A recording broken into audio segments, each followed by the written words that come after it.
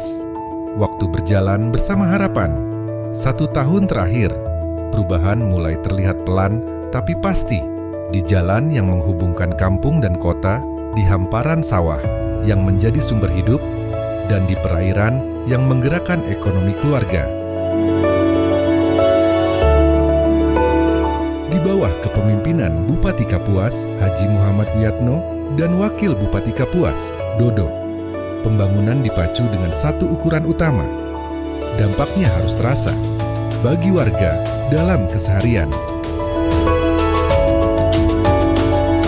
Sebelumnya, di sejumlah titik akses belum ideal.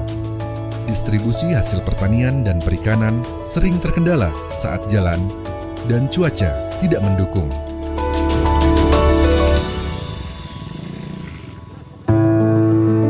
Di beberapa kawasan, genangan dan drainase juga mengganggu aktivitas. Dari situ, arah kerja ditegaskan, memperbaiki konektivitas, meningkatkan produktivitas, dan menguatkan ekonomi rakyat. Kita mulai dari infrastruktur. Pembangunan dimulai dari pusat aktivitas warga, jalan dalam kota Kuala Kapuas. Pada tahun 2025, penanganan dilakukan sepanjang kurang lebih 10 km pada ruas-ruas prioritas yang menjadi urat nadi pergerakan. Ketika akses membaik, perjalanan lebih aman, waktu tempuh lebih singkat, dan aktivitas ekonomi bergerak lebih lancar. Kapuas juga memperkuat konektivitas kawasan melalui pembangunan ruas Basarang menuju Pelabuhan Batanjung. Total panjang ruas ini 54 km. Dan pada tahun 2025, penanganan dilakukan sepanjang 23 km melalui pembentukan badan jalan. Proses perizinan PPKH terus berjalan, dan dorongan penguatan program dipersiapkan untuk usulan IJD tahun 2026. Batanjung diposisikan strategis sebagai pengungkit pusat pertumbuhan ekonomi baru berbasis komoditas lokal. Mulai dari perkebunan dan kehutanan, pertanian padi lokal, hingga perikanan tambak. Ketika akses terbuka, peluang pasar meluas, distribusi semakin efisien, dan dampaknya diharapkan kembali pada masyarakat. Penguatan konektivitas juga bergerak di ruas-ruas penghubung antar wilayah.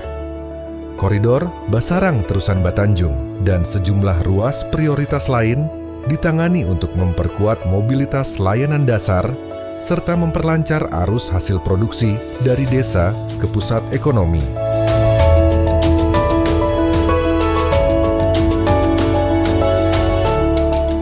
Pembangunan juga menyentuh ruang hidup masyarakat.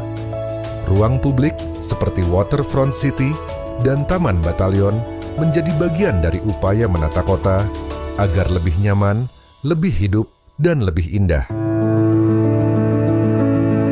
Berikutnya, pertanian, sektor yang langsung menentukan ketahanan pangan dan ketahanan ekonomi keluarga. Panen raya padi di desa Anjir Serapat Tengah dilaksanakan pada luasan 2.400 hektar. Di Kecamatan Bataguh, panen raya juga dilaksanakan bersama Gubernur dan Wakil Gubernur Kalimantan Tengah pada lahan 3.800 hektar. Di saat yang sama, diversifikasi komoditas juga didorong. Penanaman jagung serentak kuartal 4 digelar di lahan pertanian terpadu Desa Sei Asam, Kecamatan Kapuas Hilir, pada lahan 40 hektar. Di Kapuas Hilir, panen padi dan pare dilakukan pada lahan 7 hektar.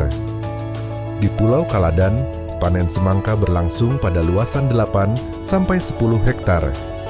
Dan panen padi di Kecamatan Tamban Catur menjadi bagian dari penguatan produksi di wilayah sentra pertanian. Rangkaian panen dan tanam ini menegaskan arah kerja. Produktivitas ditingkatkan, komoditas diperluas, dan kesejahteraan petani diperkuat. Kapuas juga hidup dari perikanan, tangkap maupun budidaya. Penguatan dilakukan dari hulu ke hilir, mendorong produksi yang lebih baik, menjaga kualitas hasil, dan memperkuat akses pemasaran. Agar pelaku usaha perikanan memperoleh nilai tambah yang lebih layak dan berkelanjutan. Semua langkah ini dirangkai dalam semangat Kapuas bersinar, berdaya saing, sejahtera, indah, aman, religius. Bukan sekadar kata, tetapi arah kerja, agar pembangunan terasa dalam kehidupan sehari-hari. Di lapangan, perubahan paling jelas terlihat dari suara masyarakat, dari petani, dari pelaku perikanan, dari pelaku usaha, dan dari warga yang merasakan manfaat pembangunan. 1 tahun adalah fondasi. Dengan kolaborasi semua pihak, Kapuas melangkah menuju masa depan yang lebih kuat, berdaya saing, sejahtera, indah, aman, dan religius. Inilah Kapuas bersinar, hari ini dan untuk masa depan.